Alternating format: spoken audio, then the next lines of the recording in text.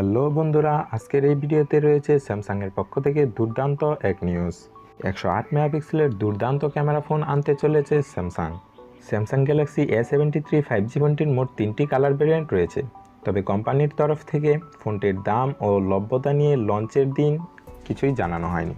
স্যামসাংয়ের এই Galaxy A73 5G ফোনটিতে কর্নিং গরিলা গ্লাস 5-এর প্রোটেকশন পেয়ে যাবেন। আরও পেয়ে যাবেন 120 হার্জ রিফ্রেশ রেটের 6.7 ইঞ্চির full HD plus super infinity AMOLED display. স্যামসাংয়ের এই ফোনটিতে চিপসেট হিসেবে ইউজ করা হয়েছে কোয়ালকমের স্ন্যাপড্রাগন 778G প্রসেসর। ফোনটি অ্যান্ড্রয়েড 12 ভিত্তিক One UI 4.1 কাস্টম ওএসে চালিত হবে। স্যামসাং গ্যালাক্সি A73 5G ফোনে পাওয়ার ব্যাকআপের জন্য থাকবে 5000 mAh ব্যাটারি, সাথে রয়েছে 25 ওয়াটের ফাস্ট চার্জিং সাপোর্ট।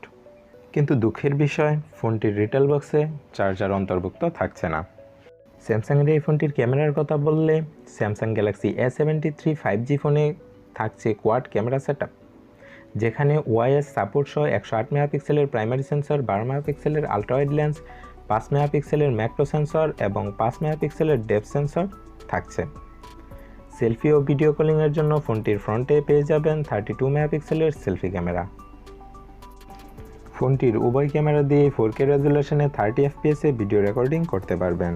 তো বন্ধুরা, এই ফোনটিতে আপনারা আরও পেয়ে যাবেন USB Type-C এর সাপোর্ট এবং ইন ডিসপ্লে ফিঙ্গারপ্রিন্ট সেন্সর।